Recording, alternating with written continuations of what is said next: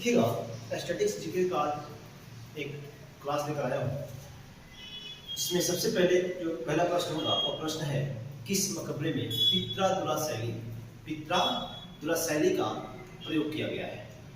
आइए देखते हैं कि किस मकबरे में पित्रादुला शैली का प्रयोग किया गया है। देखिएगा कि एतमातु दौला इसमें क्या होगा, एतमातु दौला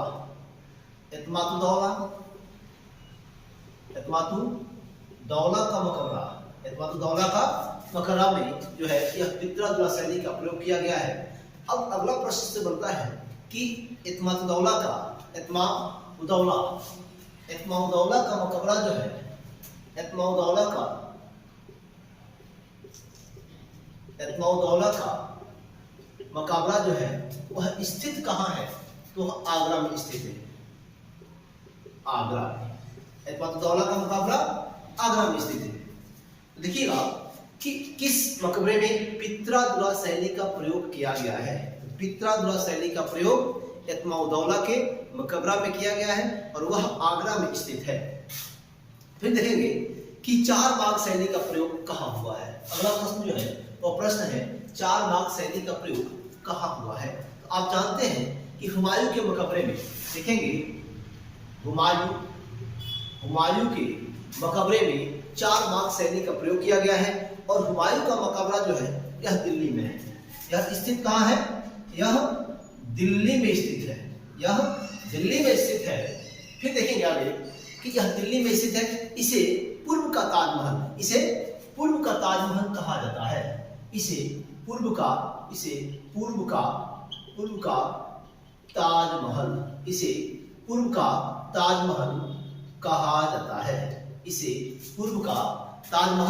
कहा जाता है। अब अगला प्रश्न आता है कि बीबी का मकबरा कहाँ स्थित है। बीबी का मकबरा जो है यह देखेंगे कि बीबी का मकबरा कहाँ स्थित है। इससे पहले एक प्रश्न है कि खजुराहो में देखते हैं कि खजुराहो के मंदिर में कौन सा शैली का प्रयोग किया गया है। तो आप जानते हैं खजुराहो मध्य प्रदेश में स्थित है। खजुराहो मध्य प्रदेश में है और पंचायतन शैली, इसमें जो शैली है वो शैली का नाम है पंचायतन शैली का नाम है पंचायतन शैली। यानी खजुराहो के मंदिर में पंचायतन शैली, जो आप जानते हैं कि पंचायतन शैली का प्रयोग किया गया है। और खजुराहो जो है यह मध्य प्रदेश में स्थित है। यह खजुराहो स्थित है मध्य प्रदेश में स्थित है। और यह मध्य प्रदेश में जो है यह मध्य प्रदेश का छतरपुर जिला है। याद रखेंगे यह मध्य प्रदेश के छतरपुर जिला में स्थित है। मध्य प्रदेश के छतरपुर जिला में स्थित है। फिर है बीबी का मकबरा औरंगाबाद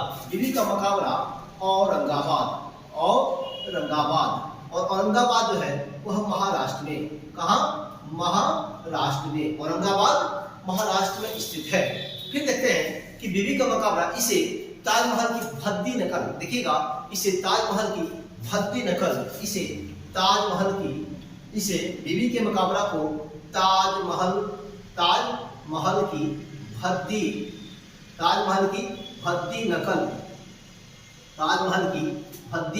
नकल कहा जाता है।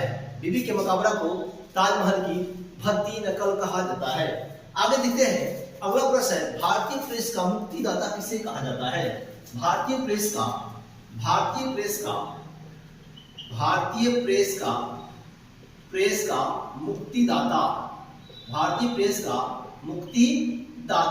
किसे कहते हैं।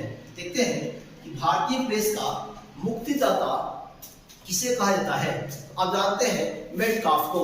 भारतीय प्रेस का मुक्तिदाता मेटकाफ को कहा जाता है। भारतीय प्रेस का मुक्तिदाता मेटकाफ को कहा जाता है। अगला प्रश्न होगा कि वर्नाकुलर प्रेस एक्ट देखते हैं कि अगला जो प्रश्न होगा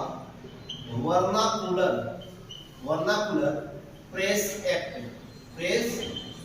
यानी वर्नाकुलर प्रेस एक्ट कब और किसके समय। देखिएगा कब और यह प्रश्न जो है वर्नाकुलर प्रेस एक्ट कब और किसके समय आया। तो देखेंगे कि 1878 में यह जो आता है 1878 78 में होता है। और शासन जो होता है वो शासन लिटन का कार्यकाल होता है, लॉर्ड लिटन का, लॉर्ड लिटन के शासनकाल में, यानी vernacular press act Lord Lytton के शासनकाल में आया। अगला प्रश्न है कि भारत में वन्य जीव संरक्षण अधिनियम कब लागू हुआ? भारत में वन्य जीव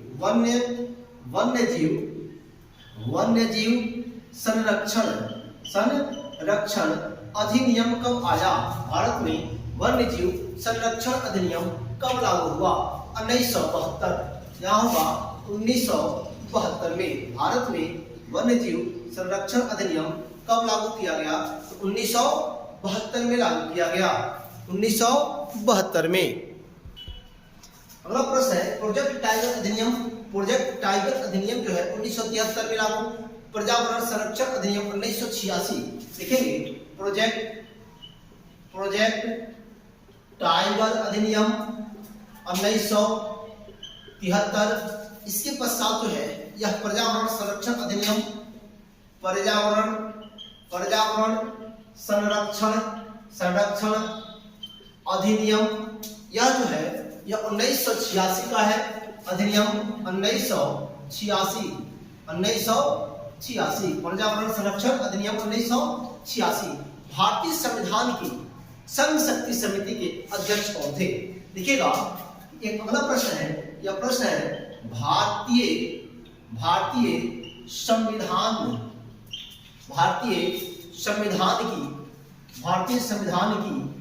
की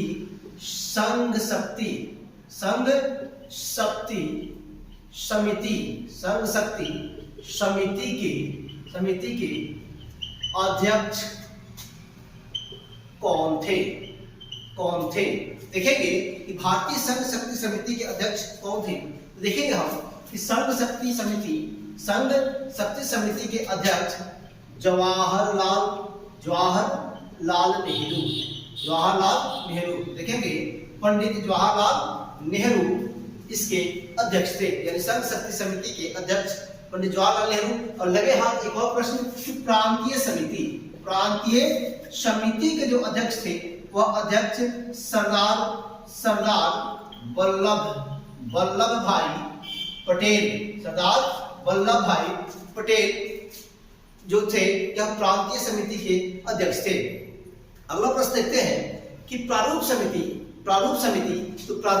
आप जानते हैं कि प्रारूप समिति के जो अध्यक्ष थे, अगला प्रश्न है कि प्रारूप समिति के अध्यक्ष कौन थे?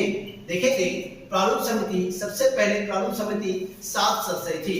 प्रारूप समिति 7 सदस्य थी और इसके जो अध्यक्ष थे, अध्यक्ष डॉक्टर भीमराव अंबेडकर थे। प्रारूप समिति के अध्यक्ष डॉक्टर भीमराव अंबेडकर थे। यह 7 सदस्य थी। निम्नलिखित में से कौन सा किस्म कोयले की किस्म प्रश्न नहीं है। कौन सा किस्म कोयले की किस्म नहीं है? एक वन ऑप्शन देखते हैं, पीट। एक में क्या देखेंगे? पीट। 2 में लिग्नाइट। 3 में बिटुमिनस।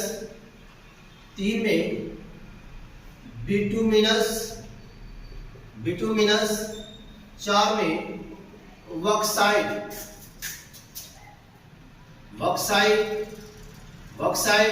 देखेंगे कि निम्नलिखित में से कौन सा किस्म जो है वह कोयले की किस्म नहीं है। तो आपको यह ज्ञात होना चाहिए कि कोयले की किस्म बॉक्साइट नहीं है। लेकिन सबसे पहले देखते हैं हम कि सर्वश्रेष्ठ कोयला कौन सा है। सर्वश्रेष्ठ कोयला देखेंगे, सर्वश्रेष्ठ कोयला जो है वह कोयला एंथ्रासाइट। सर्वश्रेष्ठ कोयला एंथ्रासाइट है। लेकिन भारत में सबसे अधिक कौन से कोयले पाए जाते हैं? तो भारत में सर्वाधिक पाए जाने वाले कोयला का नाम बिटुमिनस है। भारत में सर्वाधिक पाए जाने वाले कोयला बिटुमिनस कोयला है। कोयले के जो प्रकार होते हैं वह कोयले के 4 प्रकार होते हैं, एंथ्रासाइट, बिटुमिनस, लिग्नाइट और पिट। एंथ्रासाइट, बिटुमिनस, लिग्नाइट और पिट, यानी 4 प्रकार के कोयला होते हैं। बॉक्साइट जो है, बॉक्साइट एल्युमिनियम का अयस्क है, बॉक्साइट एल्युमिनियम का अयस्क है। भारत में बिटुमिनस की जो प्राप्ति होती है वह प्राप्ति सर्वाधिक होती है दामोदर नदी घाटी से। भारत में बिटुमिनस कोयला की जो प्राप्ति होती है वो प्राप्ति दामोदर नदी घाटी से होती है। दामोदर नदी घाटी से होती है, यानी सबसे अधिक वहीं प्राप्त होते हैं। अब देखते हैं अगला प्रश्न हमारे सामने है, निम्नलिखित में से कौन से भाग में नगरीय स्वशासन का प्रावधान है। निम्नलिखित में से कौन से भाग में नगरीय स्वशासन का प्रावधान है? तो देखिएगा कि निम्नलिखित में से यह प्रश्न जो है, इस प्रश्न को देखते हैं कि कौन से भाग में नगरीय स्वशासन का प्रावधान, कौन से भाग में नगरीय स्वशासन का प्रावधान किया गया है? ऑप्शन देखते हैं हम। ऑप्शन 1 वाला जो होगा हमारे सामने, ऑप्शन 1 होगा भाग 9। ऑप्शन 2 वाला होगा भाग 9A, भाग 9A। और 3 ऑप्शन जो हमारे सामने होगा वह होगा भाग 4। और चौथा ऑप्शन जो होगा हमारे सामने, चौथा ऑप्शन देखते हैं कि चौथा ऑप्शन में भाग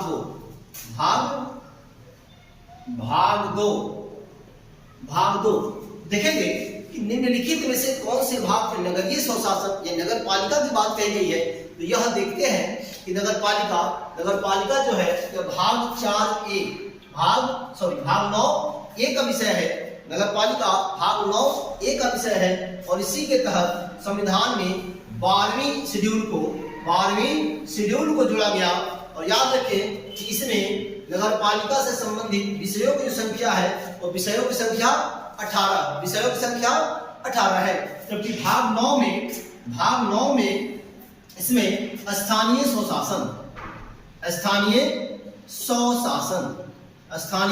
स्वशासन की बात कही गई है। इसमें 29 विषय है। भाग 4 जो है यह DPSP, directive principle of state policy. और भाग 4 में यह 36 से अनुच्छेद 36 से 51 तक है। यह कल्याणकारी राज्य की अवधारणा पर बल देती है। और भाग 2 में नागरिकता का है।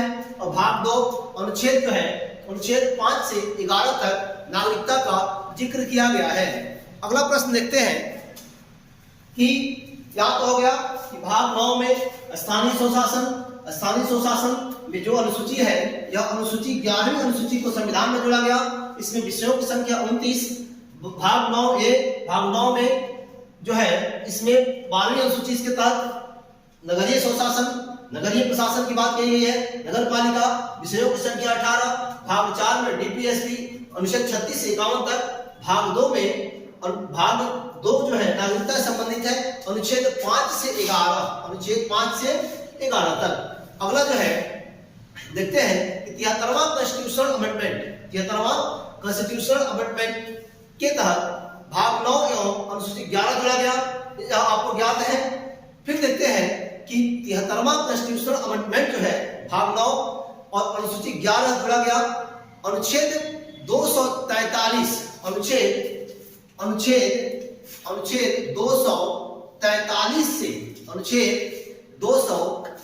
से 243 ओ तक, 243 ओ तक जो है यह इसमें शामिल है।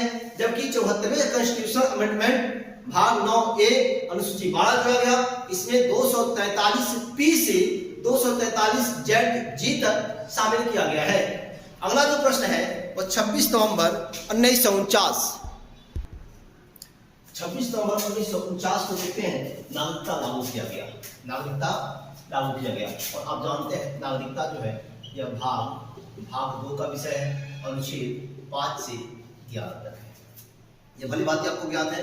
नागरिकता भाग 2 का विषय है, अनुच्छेद 5 से 11 तक है। इसे लागू किया गया 26 नवंबर 1949 को। देखिए, संविधान लागू होने से पहले 26 नवंबर 1949 को कुछ ऐसी बातें संविधान में लागू की गई जो नितांत आवश्यक थी, लेकिन भारत का संविधान जो है यह 26 जनवरी 1950 को 26 जनवरी 1950 को लागू होता है। 26 जनवरी 1950 को लागू होता है। अगला क्वेश्चन जो है, काला घोड़ा महोत्सव किस राज्य से संबंधित है? अगला जो प्रश्न है वो प्रश्न है काला घोड़ा महोत्सव किस राज्य से संबंधित है? तो देखिएगा, इसके साथ ही कुछ और प्रश्न है इसको देखते हैं कि काला चावल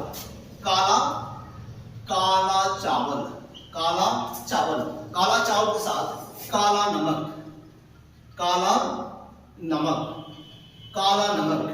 देखिएगा कि काला घोड़ा महोत्सव किस राज्य से संबंधित है? तो यह जो संबंधित है मुंबई से।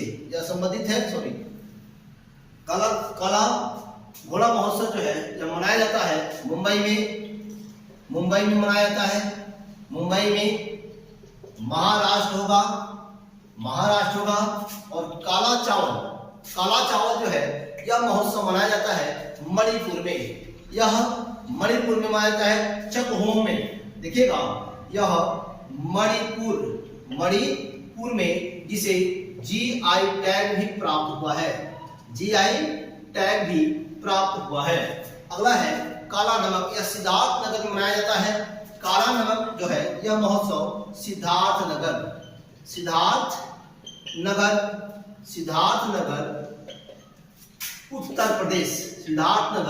उत्तर प्रदेश में यह महोत्सव मनाया जाता है। अगला प्रश्न देखते हैं। अगला प्रश्न होगा, कौन से ग्रह सौरमंडल के आंतरिक ग्रह है? कौन से ग्रह सौरमंडल के आंतरिक ग्रह है? देखेंगे, सूर्य के जस्ट बगल में बुध देखिएगा, बुध और बुध के बाद कौन? शुक्र। उसके पश्चात पृथ्वी के अर्थ के बगल में आपको मंगल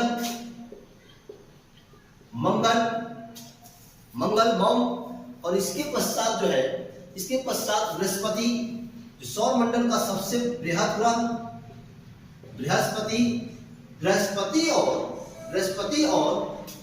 बृहस्पति और मंगल के बीच में एस्ट्रॉयड पाए जाते हैं। बृहस्पति और मंगल के बीच में एस्ट्रॉयड होते हैं जो हमेशा बृहस्पति और मंगल के बीच पाए जाते हैं। देखिएगा, सूर्य जो है इसके जो ऊर्जा का स्रोत है, यह एनर्जी का स्रोत क्या है? नाभिकीय संलयन। सूर्य के ऊर्जा का जो स्रोत है वह स्रोत नाभिकीय संलयन है। अगला प्रश्न है, पहले एशियाई खेल कब हुआ? देखेंगे कि पहला एशियाई खेल 1951 में। पहला एशियाई खेल 1951 में दिल्ली में आयोजित किया गया। कहां? दिल्ली में आयोजित किया गया। अगला प्रश्न है, पहले ओलंपिक कब? पहला ओलंपिक जो है वह पहला ओलंपिक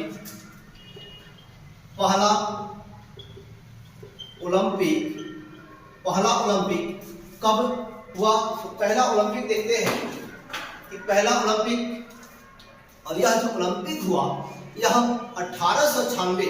पहला ओलंपिक 1896 एथेंस और एथेंस कहाँ स्थित है? तो एथेंस जो है यह ग्रीस की राजधानी है। एथेंस ग्रीस की राजधानी एथेंस ग्रीस की राजधानी। अगला जो है 2022 में होने वाले खेल देखते हैं कि 2022 में कौन कौन से खेल होंगे। अगला प्रश्न है 2022 में होने वाले गेम्स, 2022 में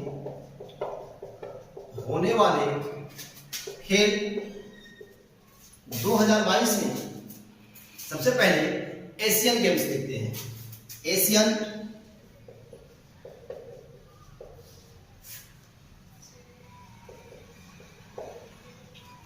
गेम्स यह चीन में होगा। 2022 का जो एशियन गेम्स होगा यह चीन में होगा, और चीन में हमछाओ जगह पे, या चीन के हमछाओ जगह पे होगा, हमछाओ में होगा, या चीन में होगा और चीन के हमछाओ में होगा। अगला देखते हैं कि कॉमनवेल्थ गेम्स 2022, कॉमनवेल्थ गेम्स यह जो है यह बर्मिंघम में होगा। बर्मिंघम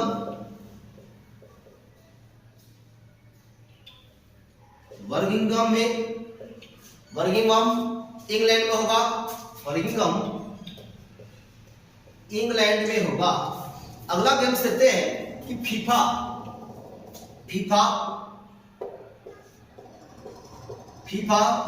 और फीफा जो है यह फीफा वर्ल्ड कप होगा 2022 में। फिर देखते हैं अगला प्रश्न, 2024 में 33वां पेरिस ओलंपिक होंगे। 2024 में 33वें नंबर का 33वें नंबर का ओलंपिक होगा। और ओलंपिक कहाँ होगा? तो वह पेरिस में होगा। पेरिस में। अगला प्रश्न है कि सिलंबम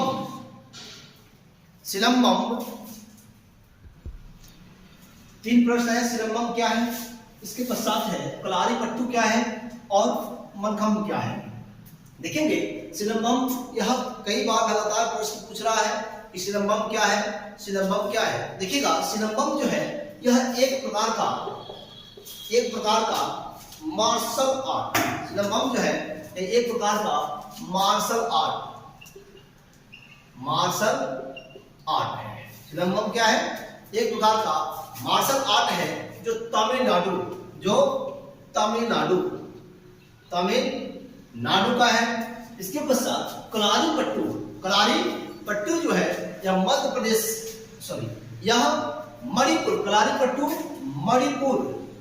मणिपुर का मार्शल आर्ट है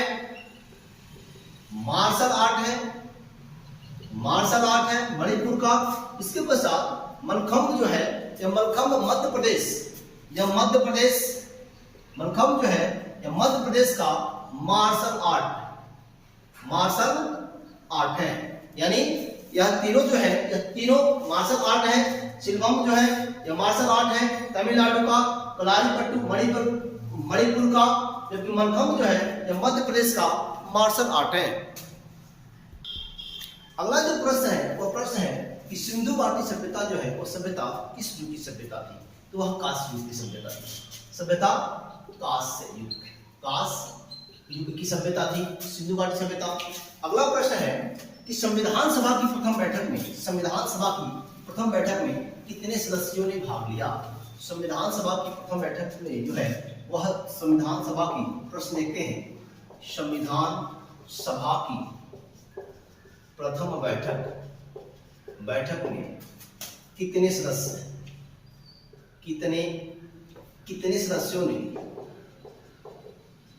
ने भाग लिया? तो देखिएगा कि संविधान सभा की जो प्रथम बैठक थी इसमें जो है सदस्यों की संख्या 207 सदस्य उपस्थित हुए। इस बैठक की अध्यक्षता जो है यह मनोनीत अध्यक्ष जो टेम्पोररी थे और अस्थायी थे सच्चिदानंद सिन्हा ने किया। अब देखेंगे कि जो संविधान सभा थी, संविधान सभा का जो गठन हुआ था वह गठन कैबिनेट मिशन योजना के तहत हुआ था। कैबिनेट मिशन के तहत हुआ था और कैबिनेट मिशन 1946 में भारत आया और यह 3 सदस्य था। इसके अध्यक्ष जो थे सर पैट्रिक लॉरेंस थे एडी अलेक्जेंडर और स्टोफर्ड क्रिप्स इसके सदस्य थे। यह 3 सदस्य था और याद रखें संविधान सभा में टोटल 389 सदस्य शामिल हुए, क्योंकि उस समय देश की जो जनसंख्या थी वो जनसंख्या 40 करोड़ थी। तो दोस्तों यदि हमारे यह चैनल या वीडियो आपको पसंद हो, आप हमारे YouTube channel Shreya GS vision को सब्सक्राइब करें, लाइक करें, अपने दोस्तों को शेयर करें, ताकि हमारा नोटिफिकेशन सबसे पहले आप तक पहुंचे। इसी के साथ जय हिंद, जय भारत, भारत माता की जय।